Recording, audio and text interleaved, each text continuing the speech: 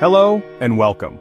Today we explore the story of Bani Israel, the children of Israel, as told in the Quran. This is more than history, it's a mirror for our own lives. Their journey is about faith, blessings, responsibility, and the consequences of forgetting the divine. The Quran invites us to learn from their triumphs and mistakes, to see the patterns of human nature, and to understand the laws of God that apply to all people. Bani Israel's story is a reminder of God's mercy and justice. It shows how a community can rise from suffering to honor and how blessings can be lost through arrogance and rebellion.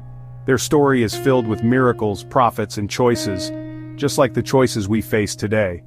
As we walk through this story, let's approach it as students seeking wisdom and guidance.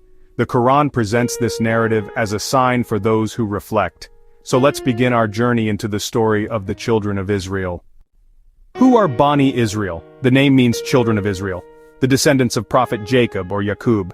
Jacob, grandson of Abraham, had 12 sons who became the forefathers of the 12 tribes of Israel.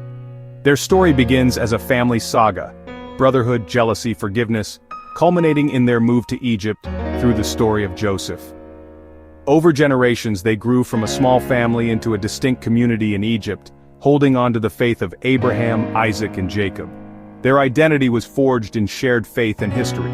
The Quran reminds them of their covenant to worship God alone and follow His guidance, in return for His favor and protection. This covenant is the heart of their story, source of both blessings and trials. The Quran recounts their journey from noble beginnings through slavery, liberation, and the establishment of their kingdom. Their story is central in the Quran, serving as a case study of how God deals with nations and how nations respond to His guidance. It's a lesson for all humanity.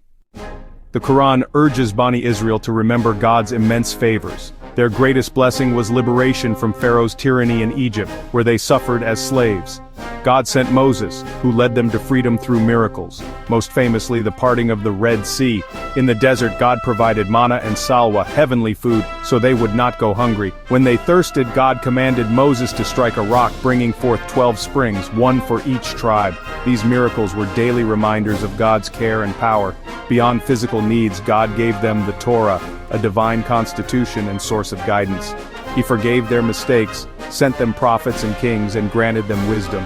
They were favored above all nations of their time, given every tool to be a righteous community. Their blessings were signs of God's generosity, but with great blessings came great responsibility.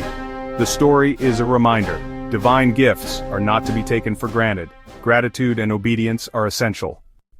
The story of Bani Israel reveals both the heights of faith and the depths of human weakness.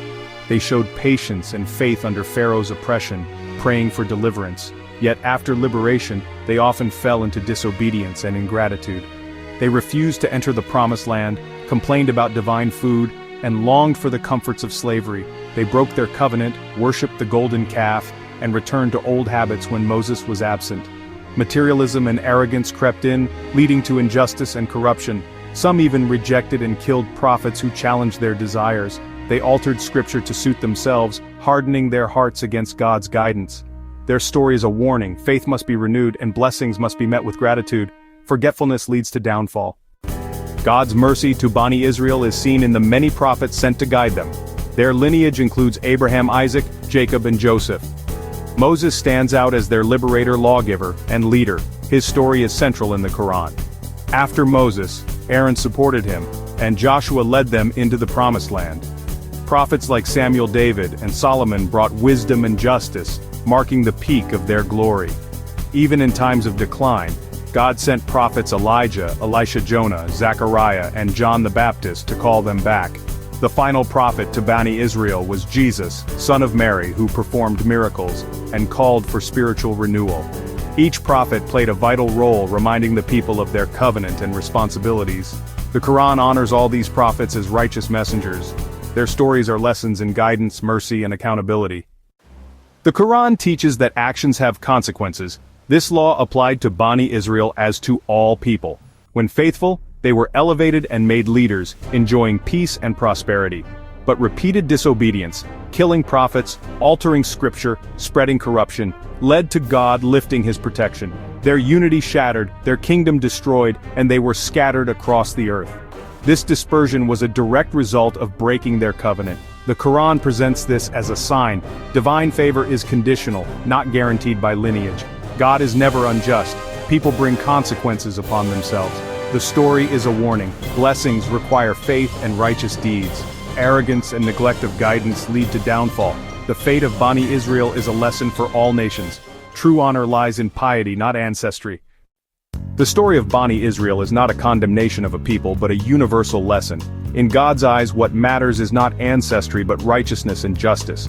Being chosen means responsibility, not privilege. When Bani Israel fulfilled their role, they were honored. When they failed, they were held accountable. This principle applies to every community and individual. The Quranic narrative is about spiritual journey, not modern politics. Islam demands justice for all, condemning oppression and injustice regardless of who commits it. The story is a mirror for Muslims. Don't repeat the mistakes of the past. Arrogance, ingratitude, and neglect of guidance bring consequences. Lasting honor comes from a sincere connection with God built on justice and humility. The fate of any people depends on their actions. Let's reflect. Are we living up to our guidance? Our deeds are what truly matter.